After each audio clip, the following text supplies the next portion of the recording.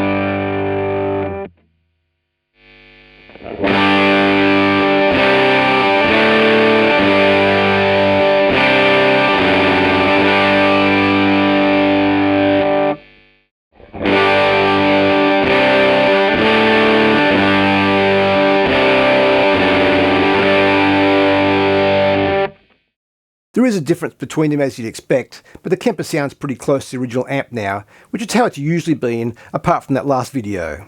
Here's further proof. This is the same amp setup, except I'm using a Telly with Joe Barden pickups, and this time, the performance will be the same each time. I've made the rest of the clips using a passive splitter, so I can have a single performance by playing through them at the same time and recording to a separate track.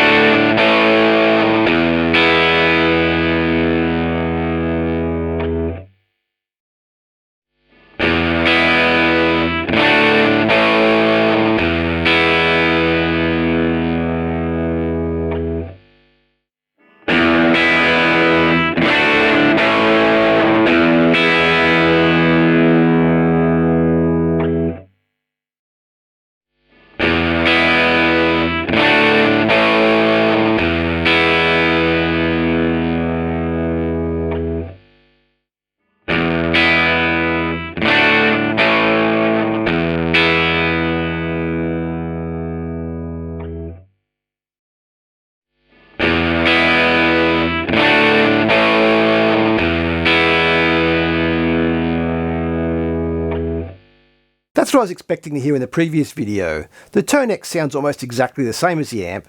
The Quad Cortex is very close, although sometimes slightly thinner and cleaner. The Kemper gets the essence of the amp, but sometimes smears the sound slightly.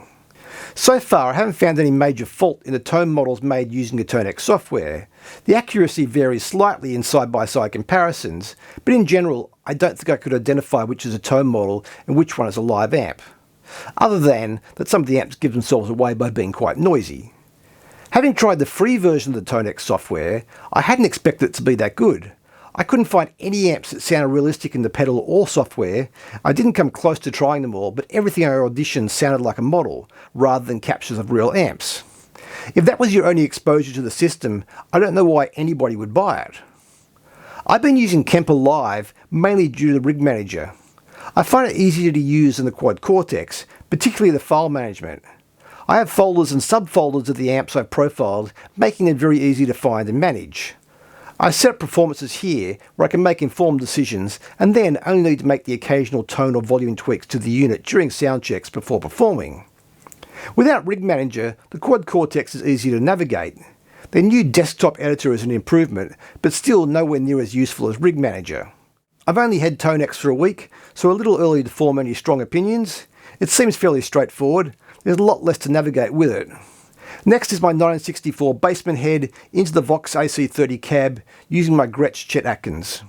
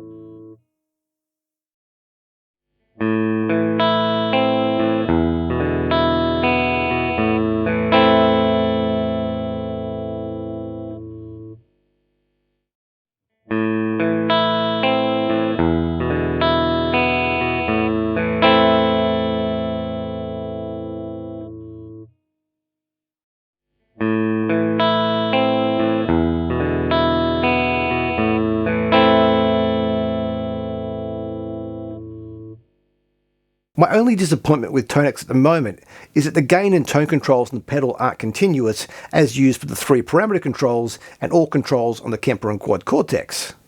The problem with them not being continuous is that if you need to change something with the gain or tone controls, the value may be very different to where the knob was left. For example, you might want to turn up the treble slightly.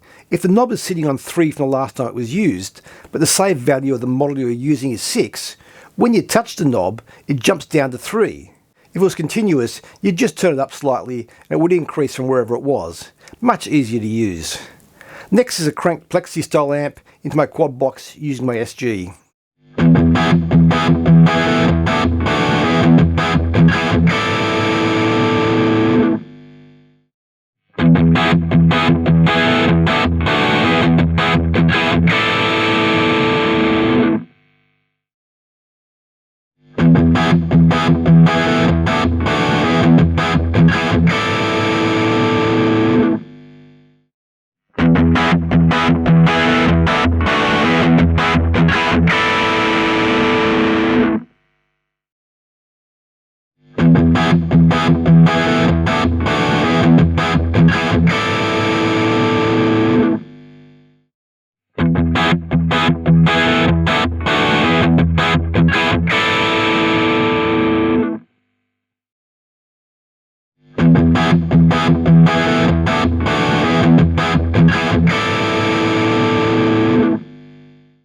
I was initially disappointed the ToneX doesn't have a balanced output.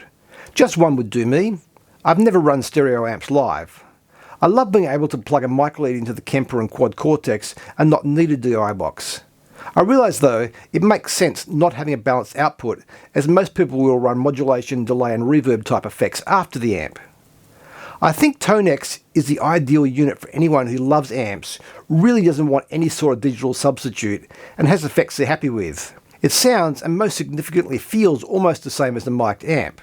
I'd gone back to using pedals with the Kemper as I like being able to see exactly what I'm switching on or off, not having to remember what the buttons were assigned to. The ToneX is ideal for a setup like that.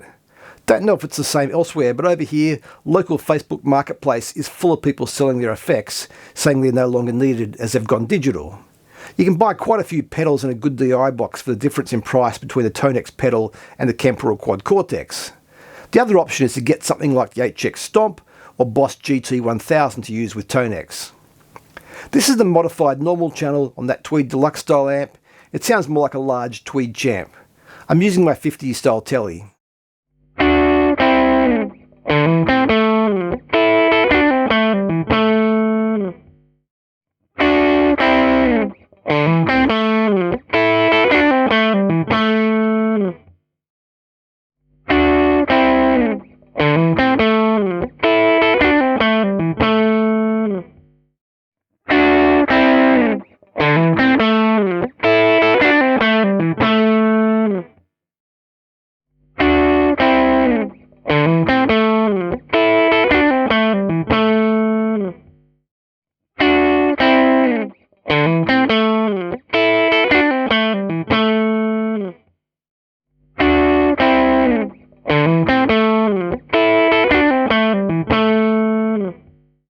From what I've seen, the biggest reason people don't stick with amp capture devices is that it's actually not easy to mic and capture an amp well. I know everyone thinks they can engineer, and manufacturers encourage that belief, but most people don't have the rooms, equipment or skills to do it well. Not that they should be discouraged from trying. The amps get very loud too, which won't work for most people, so they either try it and don't like the results, or get a load box and make a direct amp-only capture and use impulse responses instead of the cab. Some of the captures available for sale aren't great either, which won't give anyone confidence to buy more of them. One thing I noticed with almost all captures people make for any of these units is that the captures that default using lots of effects are rarely very good.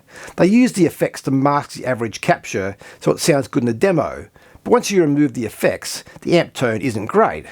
Nothing against effects, but a great amp doesn't need effects to make it sound great. It's like playing a great acoustic guitar or grand piano. They sound great as they are. Once the amp sounds great, you can add effects, but get the amp right first. No surprise, the stock ToneX models are covered in reverb too. Finally, this is the Marshall Astoria on full, running into the quad box, and I'm using my 1960 reissue Les Paul.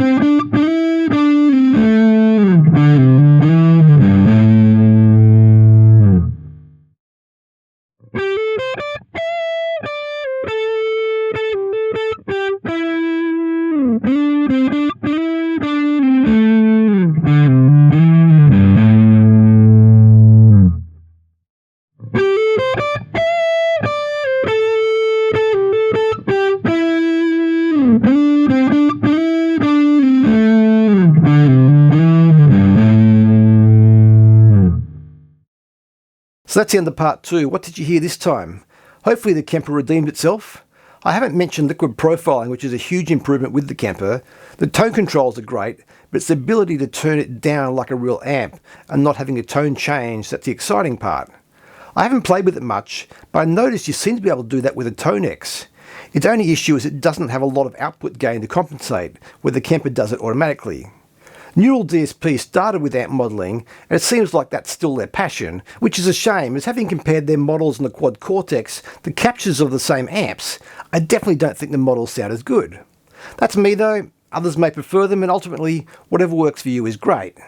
So as always, thanks for watching, please like and subscribe, and I hope to see you soon.